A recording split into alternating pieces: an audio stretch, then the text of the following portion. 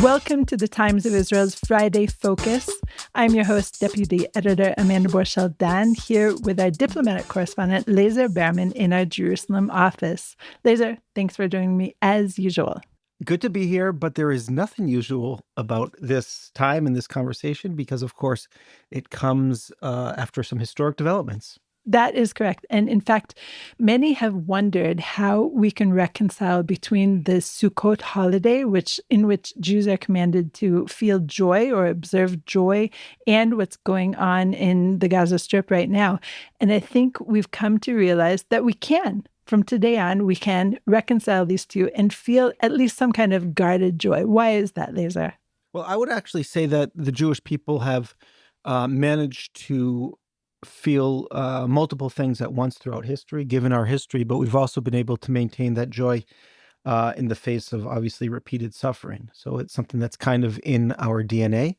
But of course, Simchat Torah in the Hebrew calendar was the date 2 years ago, almost exactly, when Hamas invaded southern Israel in that obviously October 7th attack, which was one of the darkest days in Jewish history, certainly in Israeli history. And now it seems that we are on the brink of the release of the final 20 living hostages and 28 other hostages. The bodies, we might not get all of them back, but we'll probably get most of them back. And a diplomatic process that seems to be bringing this war to an end, and to an end on favorable terms for Israel. Okay, so there are a lot of unknowns still, and we're talking right now about a certainty, or at least a really probability, that phase one of the Trump deal will actually take place. And what we're hearing right now is that the hostages, living and dead, as far as we know, should be released by Monday. We are recording ahead of that. Nobody knows. It's not over till it's over. You never know if Hamas has some tricks up its sleeves. But we are going to talk about what made Hamas come to the table and agree to terms right now. We're also going to talk about some scenarios that may be in play for Gaza, that based on different models that we have already with Lebanon and the West Bank. And we're going to do all of that after the break.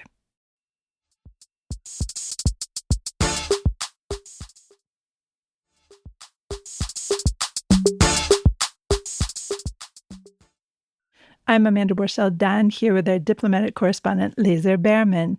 So, Lazar, I think one of the biggest questions that I have is why, after these 2 years, why did Hamas give up on two of its three stances? Its stances were essentially to end the war entirely, and then have Israel withdraw entirely, and then it would give up the hostages. Am I missing something here? No, you're right. Something has changed dramatically in Hamas's stance. So initially, or for most of the war, you're right. It was a pretty simple equation, at least in the mathematics of it, right? It was, if you want us, this is Hamas speaking, if you want us to give up our strongest asset, and I'm sorry to refer to human beings as an asset, but that's what they were for Hamas, then we need to guarantee our own survival, which means the end of the war and obviously the IDF leaving the Gaza Strip. And that would allow Hamas, of course, to claim victory. It would give a lot of oxygen to the movement itself and to similar movements in the region. And there is no question that this organization, which knows how to withstand repeated rounds of fighting with Israel, even though this was the most damage done, would have been able to, at some point, figure out a way to reconstitute and pose a new kind of threat to Israel in the future. That was the demand. Israel tried all sorts of ways to knock Hamas off of that demand. Obviously, military pressure was a major one. Diplomatic pressure didn't seem to do too much. But there were times when Hamas decided that it needed a break from the fighting. So, after the initial Israeli move into the Gaza Strip, in late October, it took a month. Hamas said, wow, we didn't expect any sort of ground invasion like this. They got a breather. They released a lot of hostages. It was something like 10 a day. And then in January, they also got a break, but there was also pressure coming from President Trump, and they released another significant batch of hostages. But we got to the point where they knew that they were holding on to their last group of hostages, and that's why they wanted to make sure that they guaranteed their own survival with this group. But what changed? Several things changed. First of all, you had a change in the White House. And even though that's many thousands of miles away, of course, that's very, very critical to what happens here. The Biden administration was broadly supportive of Israel in many ways. There's no question. But when it came to making Hamas feel like it had no choice but to give up and that it was not going to be able to take advantage of fissures between Jerusalem and Washington to wiggle its way out of it, it just was not credible because the Biden administration, looking at upcoming elections, would not consistently back Israel. It was always, we're going to back Israel in some way, but we're going to withhold weapons. We're going to try to stop them from going to Rafah. It really became somewhat an incoherent policy. Of course, at the same time, and even recently, you had that from other Western allies as well, especially, the French-led initiative. But once you had Trump come into office, it was very different. There was definitely disagreements with Netanyahu, but he never let those get out of hand. He would say, we disagree. He would say that quite openly, but he would say, but our focus remains getting the hostages out, defeating Hamas, and we're always going to back Israel. And if that was very important as well. And there was also the military pressure. Now, this military campaign, we've spoken about this. I'm quite critical about the way it went. The pace, the lack of operational logic, that happens in long wars. But, there's many things that were obvious to observers that, it needed to change. And it took a long time, but finally this Gideon's Chariots 2 operation was finally putting concerted pressure on Hamas. They realized there was no way they were going to stop the IDF advance. The world wasn't going to come to their aid. The French initiative wasn't going to do anything. And the U.S. wasn't going to stop them this time. So that also pushed them as well. And then you add to the fact that kind of unexpectedly, this failed Doha strike on September 9th actually lined up regional powers, the pro-American ones, and they wanted to meet with Trump, kind of to complain about what Israel did, but Trump actually very masterfully used that as an opportunity to get them on board with this. So you put those three things together, the U.S.-Israel relationship, the military pressure, and the fact that Turkey, Qatar, and Egypt were finally behind this Trump plan. I think Hamas realized that it had to at least give up the hostages and will try to maximize whatever it can from subsequent rounds of negotiations. Now, there are some, including Israeli journalist Amit Segel, who say that this Gideon Chariots 2 campaign, which was essentially to encircle and take over Gaza City, that this campaign showed Hamas that Israel has finally chosen which direction they want to fight the war, meaning for the entire 2 years, you and I have been talking about how Israel hasn't quite decided whether it wants to defeat Hamas or save the hostages. And according to at least this theory, the campaign to encircle and take over Gaza City, where many of the living hostages are said to be, showed Hamas that Israel is, quote unquote, giving up on the hostages, taking a side. And so therefore the leverage of the hostages was no longer as powerful as it had been in the past. What do you think about this theory?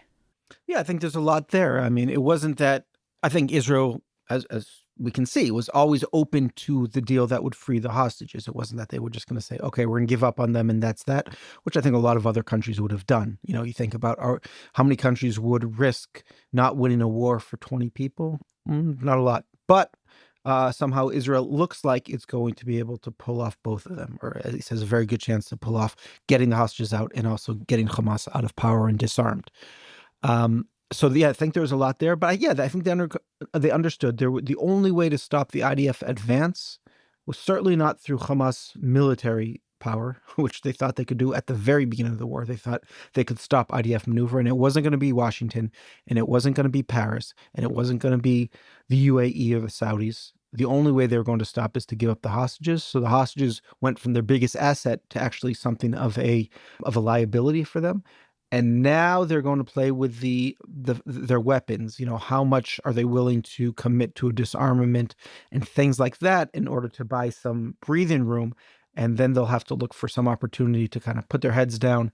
And if they survive this, and I'm sure they will in some form, look for an opportunity in the future if the world kind of gets distracted and Israel, makes mistakes, to reconstitute in the future. I think that's the game they're playing now. Right. I would agree with you. And I would also say that, if Hamas is willing to give up the hostages, then it kind of takes the one final black stain from the group, which is so lauded on the international stage. You mentioned in passing, of course, the French initiative, which was France initiating a recognition of a Palestinian state, and many other countries joined up during this past month to do this. And so, in some ways, Palestine, the issue of Palestine, has never been more popular, and yet there's this pesky little thing that, people are being kept hostage and suffering, and there are terrible pictures coming out. Some of these pictures, of course, were used by activist Greta Thunberg as Palestinians, but they were indeed Israelis suffering in the tunnels and malnourished to the point of starvation. But I digress. In any case, yes, getting rid of the liability of the hostages allows Hamas to actually perform on the diplomatic stage a lot better, wouldn't you say? In some ways, but if indeed there's a lot of anti-Hamas forces coming together, right? So the anti-Hamas forces, besides the U.S. and Israel, Egypt absolutely sees Hamas as the Muslim Brotherhood as an enemy, and Hamas as the Palestinian extension of that. And countries like the Saudis and the Emiratis, which the Saudis a long time ago moved away from their terror supporting after 9/11, and the Emiratis certainly want to put a different face forward, and they see religious extremism as getting in the way of everything they stand for. But then you do have so they're not going to be eager to preserve Hamas. The problem is you have this new emerging bloc or axis that seems to be kind of replacing the Iranian one that Israel beat back. And that's Qatar and Turkey, and it seems like Syria. And they are much more ideologically aligned with Hamas. And what makes them problematic is that they have such good relationships with Washington right now.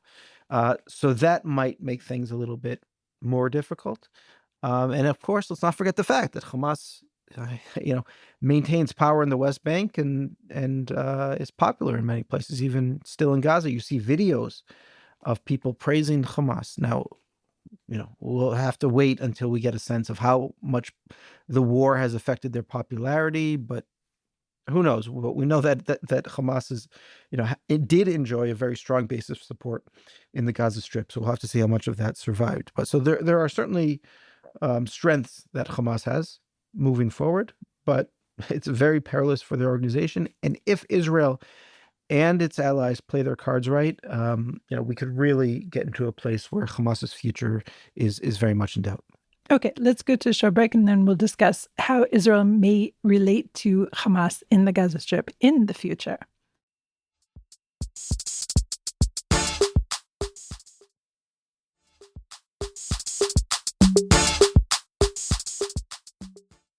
And we're back. I'm Amanda Borschel-Dan here with our diplomatic correspondent, Lazar Berman. So, of course, we have a few models of how the IDF is operating against enemies from basically within and without its borders, meaning we have, of course, the model of Lebanon. And since the ceasefire on November 27th, 2024, the IDF is still operating when it feels it must in Lebanon. And then we have the model of the West Bank, which is, of course, decades and decades of IDF operations inside and outside the West Bank to stamp down the terror there. So let's take the Lebanon model, first of all, Lazar. And I think it has one really important factor in that Hezbollah, the terrorist organization, is inside a sovereign state. So how could that change some things in terms of how we may relate to Hamas in Gaza? Okay, so when you talk about the Lebanon model, it's usually talking about, I would say, before the very successful Israeli campaign in the fall 2024 that defeated Hezbollah. Didn't destroy it, but definitely defeated it. In which you had, yes, you say a very weak sovereign state, and then you had this organization that was the most powerful entity in the state called Hezbollah, and it decided what happened. And that is very problematic because, you're somewhat limited to what you can do against a state in some ways. And the state itself got Western support and Western investment and Middle Eastern investment at times. But at the same time, it was powerless to stop this Hezbollah threat on Israel's border, and that was very comfortable for Hezbollah. Obviously, the situation has changed there, and the Lebanese state is trying to disarm Hezbollah. We'll see what happens. I'm not that optimistic. But you have this new Lebanon model where Israel is physically inside of Lebanon at 5 points. It does what it wants in Lebanon, it strikes where it wants, and Hezbollah is so cowed that it doesn't respond. So that's not a bad model. Now, if you carry this to Gaza, you could see a situation where you have a Palestinian governing authority, you have Hamas present in some way in some sort of small armed cells, and then Israel carries out airstrikes when it needs to. What gives me pause about this model is that if you think about what Gaza was like before the Hamas takeover in 2007, you had the Palestinian Authority ruling there since the mid-90s. And of course, you had a growing Hamas presence. And even though Israel would go in from the air and even on the ground, it was not able to stop Hamas from growing in strength. So that's no guarantee at all. We could think of another model that you brought up, which is the West Bank model. And I think this is kind of the most realistic good scenario for Israel, where we know Hamas exists in the West Bank. It even carries out attacks from time to time.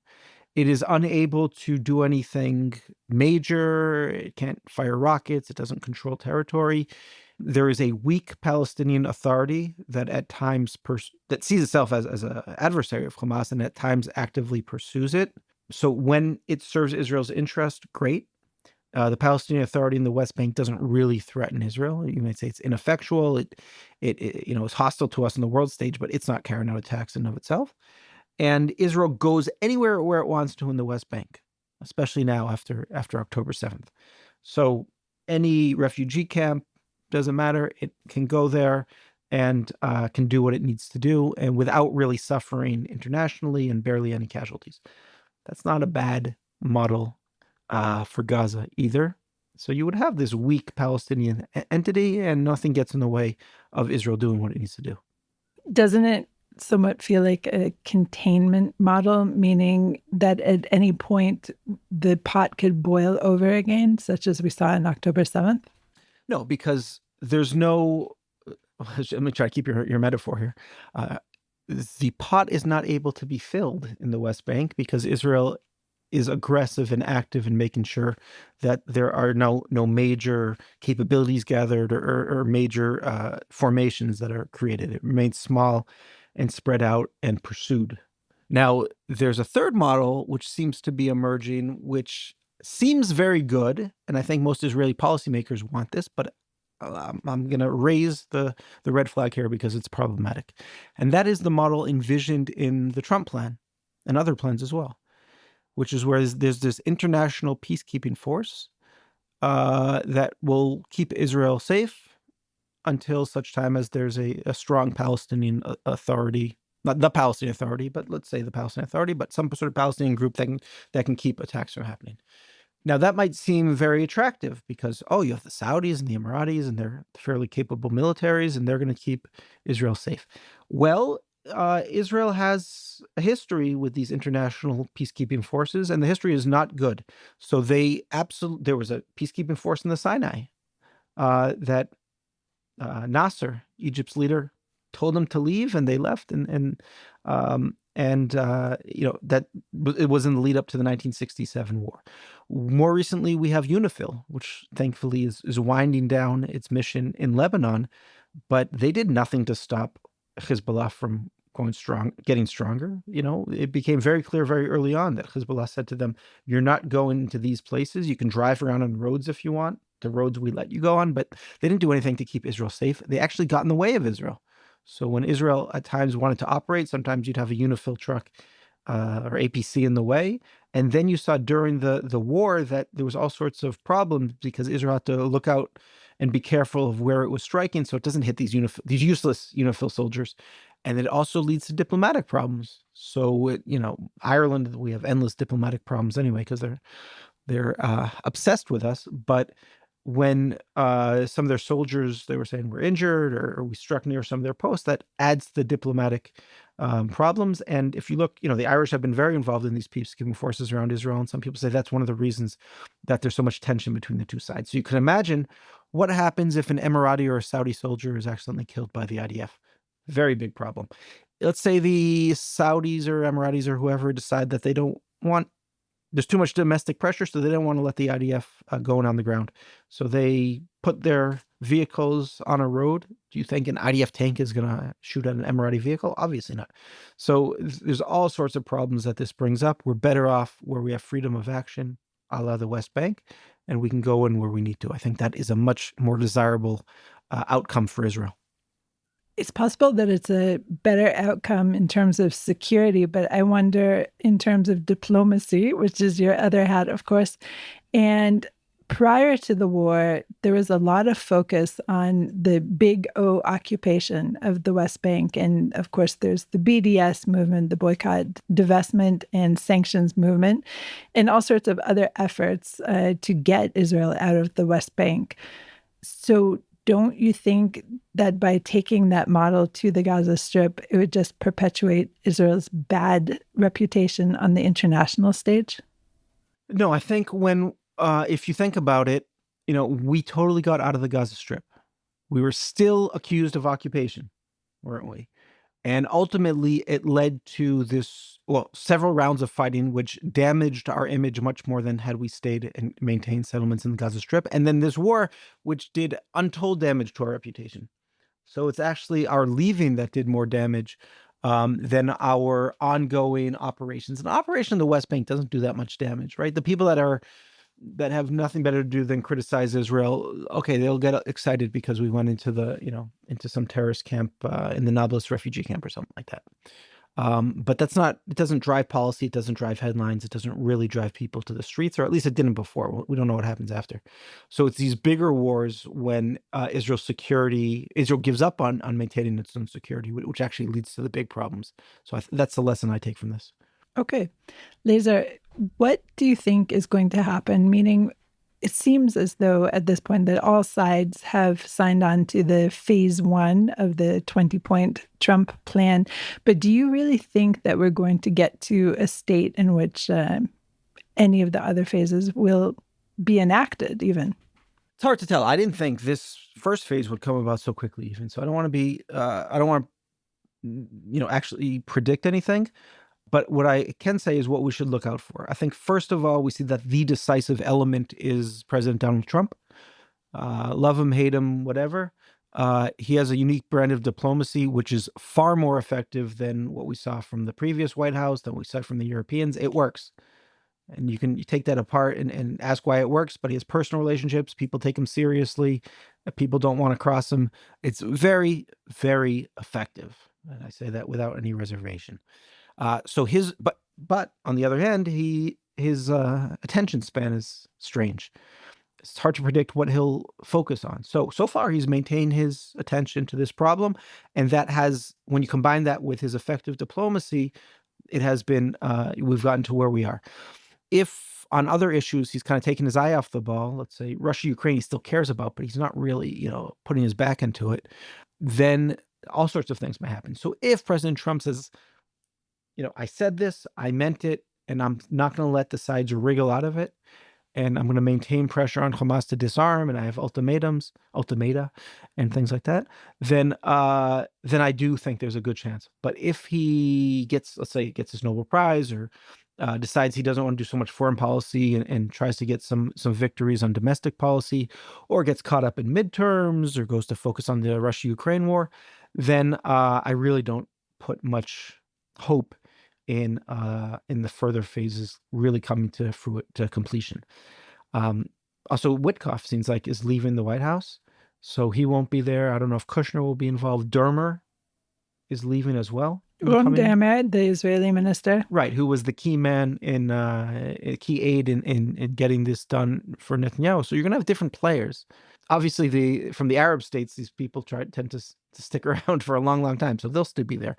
But on the U.S.-Israel side, you're going to have some very different players as well. And you don't know if Netanyahu will be in office, right? He has to have elections within a year, and it might happen even earlier than that.